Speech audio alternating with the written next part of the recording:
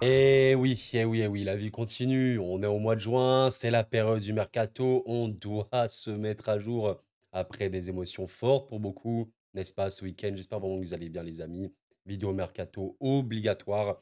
Laissez tomber l'activité qu'il y a. J'ai envie de vous parler de plein de trucs. On va parler aujourd'hui de Joan Garcia, notamment au Barça. J'ai envie de vous parler forcément. On va enfin avoir quelques mots sur lui, Mastantuono au PSG, potentiellement. On a même parlé un peu du Real Madrid. On va également parler du mercato OM qui est, très, très chaud, peut-être un des plus chauds en Europe actuellement. Il y a même eu cette, annonce potentielle de Rashford, voilà l'OM. Je vous donnerai également mon avis. J'évoquerai un petit peu en vrac d'autres petites choses.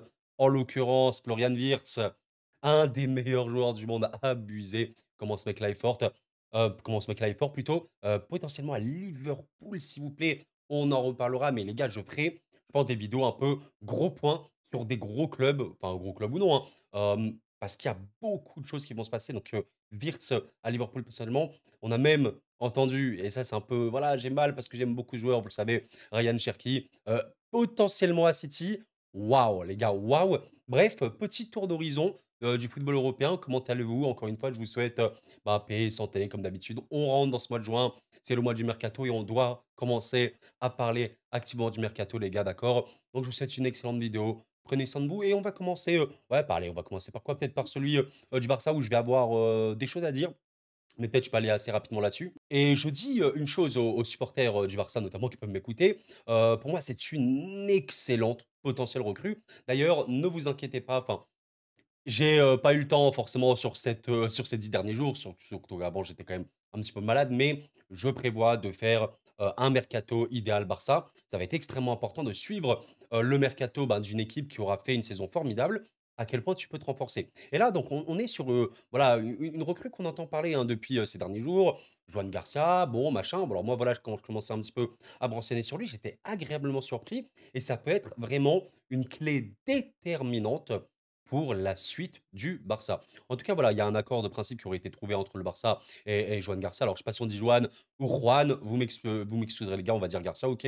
Normalement, c'est Juan vu que c'est un espagnol. Un contrat de 5 ans a été conclu. Il devrait être le nouveau gardien des Blaugrana la semaine prochaine, sauf retournement de situation. Alors, pourquoi ce joueur est une recrue extrêmement importante? Bon, je ne vous l'ai peut-être pas dit, mais voilà, c'est un gardien de but. Voilà, c'est un gardien de but extrêmement important à considérer. Je suis parti, regarder, alors évidemment, c'est le joueur titulaire de l'Espagnol. Je rappelle une chose, l'Espagnol, Barcelone, bon, c'est un rival évidemment du Barça, mais factuellement, dans le foot actuel, en Liga, regardez, c'était à 2 points de Leganés. Ça a failli descendre en 2 division et pour le coup, Garcia était d'assez loin, le meilleur joueur de cette, équipe d'Espagnols parce qu'il est, vraiment susceptible d'être énormément mis à contribution et il faut comprendre ce besoin-là pour le Barça. Le Barça, on a bien compris comment il joue, les gars. Équipe, basée sur l'aspect de domination, donc ça signifie quoi? La possession très, très, très, très haute, asphyxier l'adversaire, pressing contre pressing, enfin, vous voyez ce genre d'équipe. On peut retrouver ce genre de profil en Europe, comme le Bayern, le PSG, entre autres, des équipes comme ça. Mais contrairement à d'autres équipes, le Barça, base également son jeu sur une ligne défensive extrêmement haute avec un piège du hors-jeu qui, on le sait, est un peu un standard chez Flick. Il a fait, d'ailleurs chez ses dernières équipes. Vous avez la ligne de 4 défenseurs super méga haute et bon, quand cette défense arrive à faire le hors-jeu, il y a aucun problème. Mais si tu n'y arrives pas, tu es mis en danger. Tu es exposé et ton gardien est en danger. C'est là où tu dois avoir un gardien de très, très haut niveau. Et en fait, aujourd'hui, dans le Barça, on a une vérité, c'est que c'est une des équipes les plus jeunes d'Europe, OK? Je vous, montre quelque chose, Juan Garcia. Garcia, il a 24 ans, OK? Il vient de faire 24 ans, donc c'est un gardien plutôt jeune, mais moi, j'aurais aucun problème à l'imaginer titulaire dans ce Barça-là. Pour, des raisons multiples. Ben, déjà, il faut dire des choses claires. Chesney et Ter Stegen, qui composent, on va dire, les 2 gardiens du Barça, bah, déjà, ils font pas le plus grand unanimité, mais surtout, ils commencent à être vieillissants et c'est une vérité. Alors, les gardiens, généralement, peuvent jouer un peu plus vieux. Mais bon, tu es le Barça, tu as, des joueurs jeunes d'élite, Pedri, bon, Lamine Yamal et cetera, vous connaissez bien. Tu es dans cette optique de penser également pour l'avenir. Ce serait bien d'avoir également, un gardien qui peut être jeune. Donc ça, c'est un argument, parmi tant de 35 ans pour, Chesney, 33 ans pour Ter Stegen. Alors, les 2 peut sûrement jouer, mais je rappelle que Chesney est à la retraite. Je sais pas, Ter Stegen, il a peut-être, allé 1 an, 2 ans, bah, il aimerait au moins jouer la coupe du monde. Mais surtout, si on parle de pure et simple performance, aujourd'hui, il y a une vérité, Joan Garcia Juan Garcia, encore une fois, Garcia, je suis désolé, est très, très performant. Je vous propose d'aller notamment sur DataMB et regarder le, profil data comparé des 3 joueurs. Alors, encore une fois, la data, c'est bien de la prendre en compte, mais il faut aussi regarder, l'équipe dans laquelle tu joues, le championnat dans lequel tu joues. Est-ce que tu es une équipe qui subit et cetera? Mais il y a des points forts, très, très forts qu'on voit chez Garcia et je pense que vous l'avez vu, si vous regardez quelques vidéos de lui. Il est excellent, exceptionnel pour le coup dans le domaine aérien où il est regardez-moi la stat en rouge, les sorties et les duels aériens, les sorties aériennes, il est, parmi l'élite du football européen et ça se voit, c'est très, très, très frappant. Il fait un nombre de sorties et ça, c'est hyper, hyper utile pour le Barça, notamment sur les coups de pied arrêtés défensifs où ils peuvent avoir du mal. À part ça, on est quand même sur un gardien, regardez au niveau des buts empêchés, je vous propose de regarder notamment des sites comme Football Ref ou quoi, où il est très, très bon, donc c'est-à-dire, il est un gardien stopper également. Les points faibles de Garcia, ce serait plutôt au niveau de la passe ou quoi. Oui, Ter Stegen entre autres, c'est quand même des relanceurs et cetera, mais il peut, s'améliorer là-dessus. Je rappelle qu'il a seulement 24 ans, il faut aussi le dire et donc d'un côté, tu as un gardien, voilà, Ter Stegen en vert, là, c'est pris la saison dernière parce qu'il était pas blessé ou bon, clairement, il est relativement limité, il sort très, très peu, on le sait très, très bien. Il peut faire des arrêts, mais globalement, ça peut être compliqué. Il est plutôt bon passeur, un peu comme Chesney, mais clairement, Garcia, si on parle d'un gars qui est stopper, qui fait des sorties et des sorties aériennes également, ah, il y a pas de débat. Même, voilà, ce qui peut être, vous savez, sortie très, très haute, récupérer le ballon. Il est vraiment excellent. Donc pour moi, c'est une super bonne recrue et les gars, voilà, la vidéo, elle va vraiment, traîner très longtemps si je développe plus. On en reparlera en tout cas, mais c'est super. Moi, je pense qu'il doit aller au Barça pour être titulaire, pour être un taulier. On verra bien par la suite.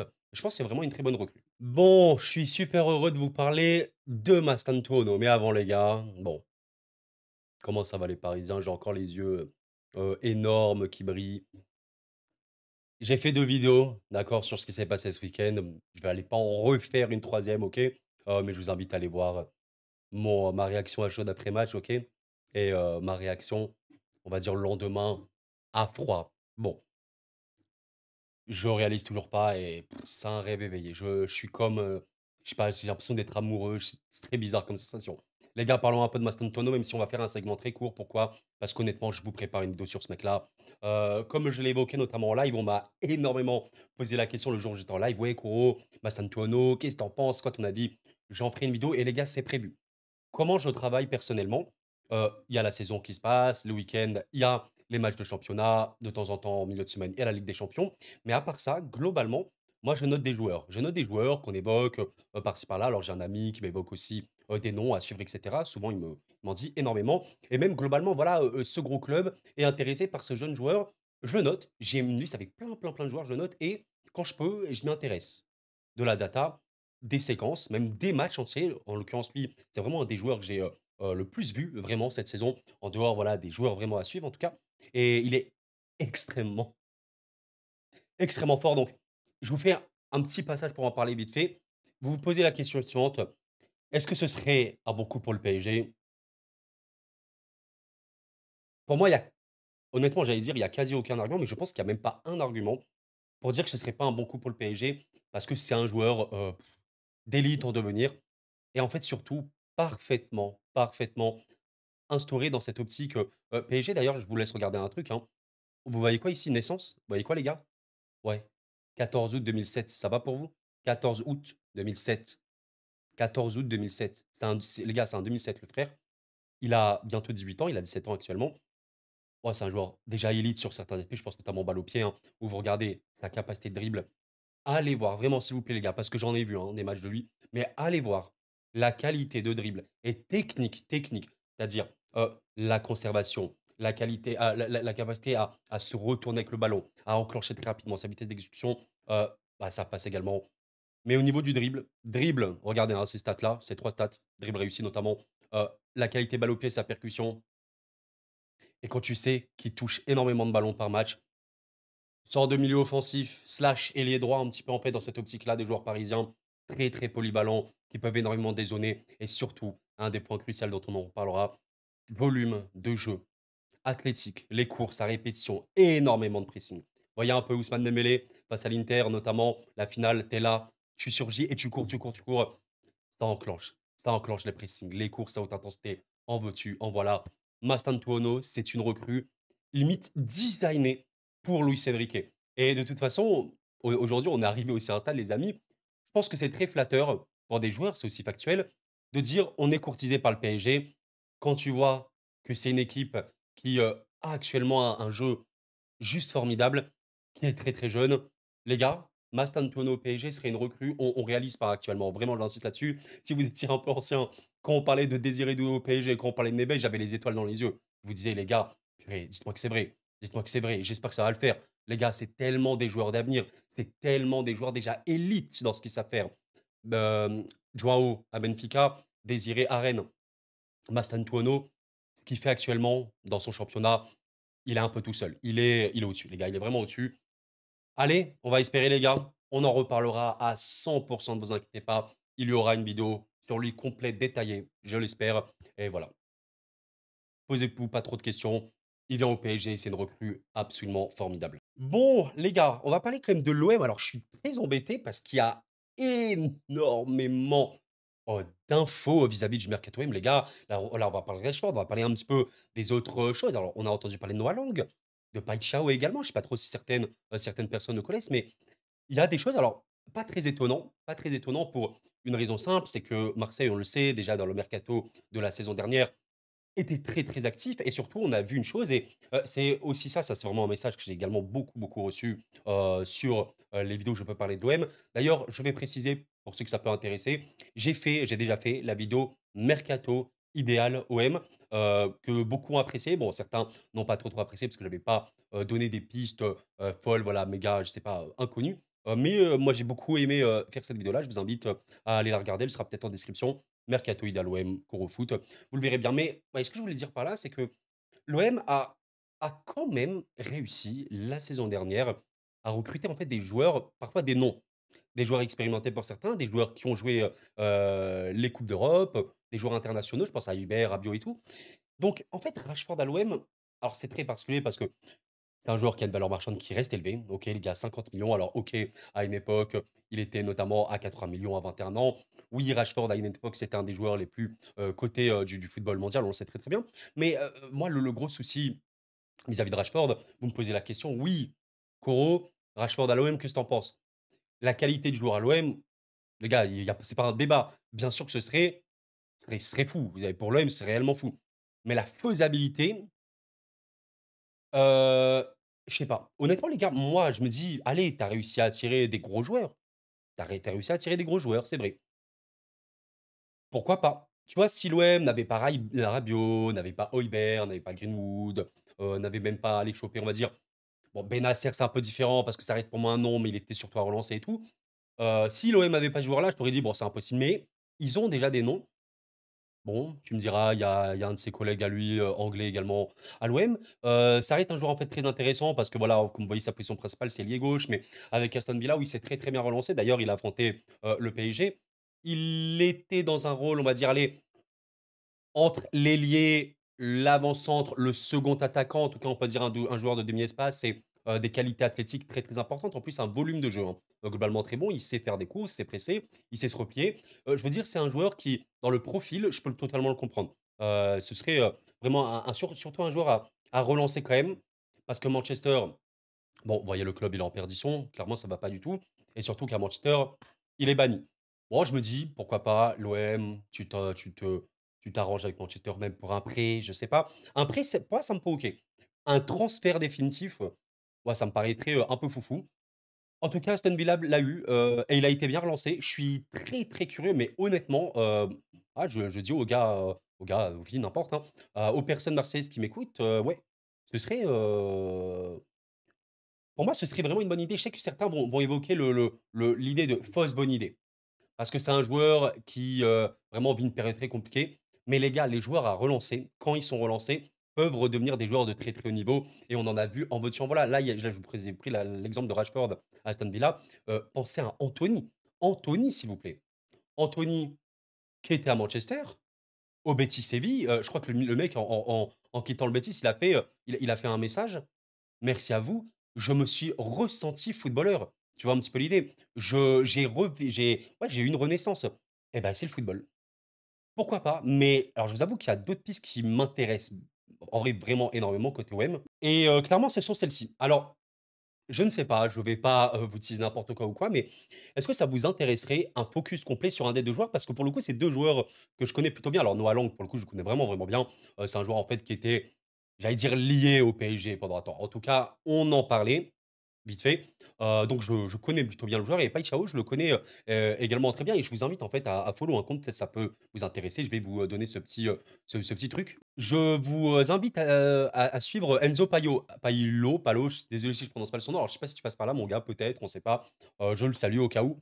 Mais je vous invite en fait, vraiment à suivre ce compte-là. Pourquoi? Parce que c'est un, spécialiste du football, des Pays-Bas, de l'Eredivisie, littéralement de ce championnat-là et il parle énormément des joueurs, des pistes. Là, vous voyez à l'époque, c'était quoi? On était, l'année dernière littéralement, il parlait d'ailleurs, voilà, de Paixão, si fort, si talentueux. On va les retrouver, chez, les grands d'Europe dans quelques années. Il faudra pas faire les autonés quand ça fera tomber les défenses à eux seuls. Donc voilà, en fait, lui, je le suis parce qu'il repère des joueurs très, très importants dans ce championnat-là et pour le coup, Paixão et j'ai vu, très, très intéressant. En vrai, je vais pas développer trop parce qu'encore une fois, je pense faire une vidéo sur un des 2. Pas les 2 quand même les gars, je vais pas faire, vidéo focus complet sur Paixão et une vidéo complète sur, Noah Lang, mais dites-moi en commentaire, quel est le joueur qui vous intéresserait le plus? En tout cas, si vous me posez la question, lequel serait meilleur pour l'OM? En vrai, c'est compliqué les gars parce que les 2 je les trouve vraiment bons, très, très bons, et en plus jeunes. En fait, c'est ça qui est intéressant, c'est que j'ai la sensation alors que l'OM cherche de l'expérience et tout, il y a pas de problème pour la Ligue des Champions, entre autres,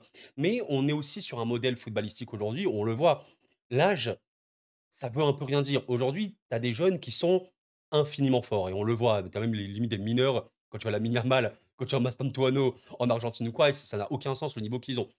Donc aujourd'hui, prendre jeunes qui ont faim, qui sont impliqués, qui ont aussi envie de prouver, ouais, c'est pas si pire, tu vois un peu l'idée? Donc je suis très curieux, je pense vraiment que, ouais, l'OM peut chercher. En plus, ils ont des gros stades. Bon, au-delà des stades, c'est surtout, en fait, des joueurs très mobiles, très, très, très techniques, gros, gros dribbleurs et ouais, ça peut être, un vrai step up. En fait, je te dirais même limite, pour moi, n'importe quel des 2 serait meilleur que Luis Enrique, tu vois? Que tu as vendu à l'Inter. Après meilleur, ça veut tout et rien dire, parce qu'on sait que Luis Enrique peut avoir un volume aussi défensif, assez important. Donc vous me dites: «OK les gars», vous me dites, en commentaire, encore une fois, je peux pas vous garantir qu'il y aura une vidéo forcément, mais je t'avoue que je suis comme c'est des joueurs que je connais, surtout Noah Lang, pourquoi pas en parler? Mais ouais, ce serait, une vraie, vraie grosse, recrue quoi qu'il arrive. Pour l'OM, je pense pas qu'il y aura les 2. C'est des joueurs qui ont une cote, je vous parlais de Rashford 50 millions, gros salaire, ça me paraît un peu chaud honnêtement, pourquoi pas en prêt? Mais si vous prenez par exemple Paixão, Pacho, c'est un joueur qui a une coach passe de 40 millions environ, 35 millions. Il est coté, alors il vit, regardez, hein, les gars, il a vécu une explosion. Ça, moi, je suis souvent les valeurs marchandes et tout, comme il fait une saison énorme, pour le coup, vraiment de très, très haut niveau. Ouais, ça a augmenté.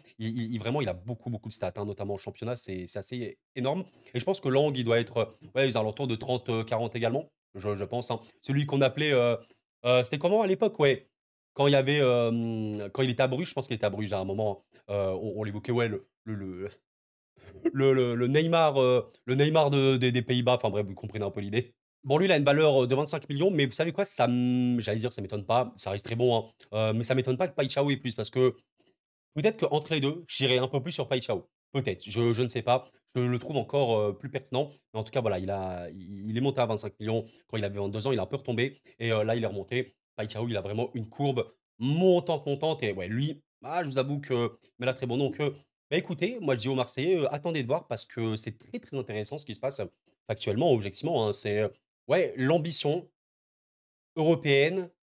Toujours développer ce projet-là avec des joueurs athlétiquement, forts, techniquement forts. À voir, mais ce serait une bonne recrue, quoi qu'il arrive, ne vous inquiétez pas. Rashford, voilà, encore une fois, ça me semble fou. Je vais pas évoquer tous les autres noms qui ont été évoqués de loin, de près ou de loin, parce qu'il y en a vraiment eu. J'ai même entendu De Bruyne à un moment. Bon, De Bruyne ne pourra pas, venir à l'OM normalement. Mais voilà les gars, à voir, à voir. Vous me dites en tout cas pour la vidéo laquelle vous intéressez le plus, mais Paixão peut-être, peut-être que je suis un peu intéressé. Ce joueur-là est vraiment très, très bon. Je vais quand même évoquer rapidement les gars, parce que voilà, moi ça me touche quand même. Ah là là là là et ouais, on a entendu, hein, le Ryan Cherki. Bah ouais, en fait, selon plusieurs sources, hein, notamment Santi, qu'on connaît assez fiable, Cherki à City, c'est possible, en fait, le joueur serait même motivé à y aller. Alors là, je vous parle, j'allais dire en tant qu'égoïste, c'est je sais pas si c'est vraiment le terme, mais le joueur, j'aurais vraiment aimé, le voir rester en France. Bon, c'est ainsi, mais je pense que les Lyonnais, globalement, ils sont contents. Bah, tu jamais content de perdre Cherki, c'est sûr et certain, mais content qu'il aille à City parce que les gars, soyons honnêtes, Ryan Cherki à City sous Pep, quand tu vois le mercato que fait City, on devra faire une vidéo sur eux également. Déjà, ils ont pris Marmoush l'été, enfin en janvier, potentiellement Reinders, Cherki. J'ai vu Ait Nouri également. Ait Nouri, les gars, j'en ai parlé, sur cette chaîne, j'aime énormément le joueur, je le trouve, mais sous-coté un peu. Vous savez, pour moi, Ait Nouri, il joue au Real, il joue à City, il vient au PSG, il peut être une concurrence à Nuno Mendes, enfin, c'est pas une blague. Donc attention, parce que le mercato de City, ouh là là, eux, ils sont énervés et Cherki, vous connaissez la qualité de joueur, peut-être le meilleur joueur créatif actuellement du football européen. Un des plus créatifs. On dit un des plus créatifs toujours, on va pas dire le, mais un niveau, passe, dribble, heu, technique, tout ce que vous voulez, hallucinant. Je suis très content pour lui parce qu'en vrai, il mérite, mais par contre 40 millions, j'avoue, j'aurais imaginé beaucoup plus, quoi. Ouais, on verra. Est-ce qu'il pourra aussi faire beaucoup d'efforts sous Pep? Parce qu'on sait qu'il demande un jeu exigeant aussi, mais je pense à Haaland, et Cherki ensemble dans la même équipe. Il a quitté, Kevin De Bruyne, le Haaland et il va peut-être trouver Ryan Cherki. Voilà, je voulais avoir un petit mot pour ça. Force Ryan, moi c'est un de mes joueurs préférés les gars, vous le savez très bien, il est formidable, il est formidable et j'espère qu'il pourra avoir une grande saison et aussi, bien jouer en équipe de France, c'est pour la coupe du monde qui arrive. Les gars, je voulais également terminer, bon il y a beaucoup d'autres choses, hein, mais terminons sur, une news qui peut bouleverser, le football. Liverpool et Florian Wirtz, c'est très, très proche et là, on parlait de City. Mais City vit une saison de crise, de reconstruction où ils peuvent vraiment, être très, très haut. Mais par contre, Liverpool la saison prochaine, qui avait déjà objectivement un des meilleurs collectifs d'Europe, sans débat. Cette saison de Liverpool est formidable parce que c'est une des équipes les plus injouables, notamment sur la première partie de saison. Trop intense, trop de pressing, trop compliqué à jouer les duels sur eux. Athlétique, physique, technique, ils avaient tout. Quand tu vois notamment les saisons de Gravenberch, McAllister, c'est formidable. Tu as recruté Frimpong, OK. Côté Leverkusen, qui est venu à Liverpool. Tu es potentiellement sur Kerkez, énorme potentiel, d'ailleurs qui jouait également en première ligue et tu vas recruter peut-être, et il faut dire les termes les gars, je vais pas dire un des jeunes, voilà, un des plus grands espoirs du football mondial, je vais pas dire un des, milieux offensifs les plus, cotés, je vais dire un des meilleurs joueurs du monde, parce que c'est le cas. Tu vas recruter potentiellement un des meilleurs joueurs du monde. Florian Wirtz est un joueur élite, plus. Enfin, pour moi, c'est un gars qui peut prétendre au ballon d'or, dans une giga top équipe en gagnant tout. C'est pas une blague. Rien quand tu vois la data de Wirtz, elle a aucun sens, hein. Il y a du vert, dans littéralement, tous les trucs, voilà. Même l'aspect défensif, le pire, c'est qu'il fait pas mal de replis, mais il est surtout extrêmement intense, au pressing. Alors voilà, qualité balle au pied, MDR de LOL. La seule faiblesse, on va dire, de Wirtz réelle, c'est quoi? C'est les duels aériens. Valeur marchande de Wirtz, 140 millions, tout va très, très bien. Je rappelle qu'il a 22 ans. Il vient de faire 22 ans. Ouais. Ah, on rigole, mais là, ouh là là là là. Ah non, mais là vraiment, je pense qu'on n'est pas prêt. Eh, les gars, vous me dites sincèrement, vous êtes intéressés ou pas par Liverpool la saison prochaine? C'est une équipe que je suis activement depuis, longtemps maintenant, vraiment. Mais là, on va les suivre avec un œil. Eux, moi, j'ose même pas en fait imaginer, heu, un Liverpool qui reste comme ils sont, avec la qualité créative et technique et de frappe, de tout ce que tu veux, de Wirtz et sa pression. Pour moi, ils peuvent être quasiment injouables. Tu sais que ça la reste. Alors, ils peuvent recruter un attaquant de haut niveau, Isaac. Il y a même eu des rumeurs, Gonzalo Ramos, bah, qui joue au PSG, que j'aime énormément. Je serais triste de le voir partir, mais en même temps, je peux comprendre qu'il veuille jouer titulaire. Je suis en train de penser à genre Gakpo, Salah, Wirtz, Gonzalo Ramos ou Isaac, avec Gravenberch, McAllister, heu, Frimpong, Kerkez, machin. Mais qu'est-ce que c'est que cette équipe? Avec toujours Van Dijk, allez, Konaté, on verra s'il part. Quoi? Non mais là, vraiment, on se rend pas compte, hein. Eux, mais pour moi, s'ils ont ce mercato-là, ils sont parés pour tout gagner. Faudra les battre, mais waouh. À voir Szoboszlai, s'il restera, mais extrêmement intéressé par le potentiel recrutement de Florian Wirtz, mesdames, messieurs, à Liverpool. Bah, écoutez les amis, c'est la fin de ce petit tour, d'horizon mercato. J'espère que ça vous plaît. En vrai, petite vidéo actu mercato. J'aime bien, en faire de temps en temps. J'en ai fait, allez, quelques-unes, je pense, l'année dernière. Toujours un grand plaisir de toute façon de vous parler de football, football européen. En plus, c'est cool, on peut évoquer, d'autres clubs. Vous me dites un petit peu, il y aura des vidéos mercato idéales, OK, pas de problème. D'autres clubs français, le Barça à minima. Pourquoi pas en vrai club anglais? Parce que là, on parlait de Liverpool, on parlait de City. extrêmement actif. On verra bien les gars et voilà, d'ici là, portez-vous bien en tout cas. C'était Koro, prenez soin de vous et la paix sur vous.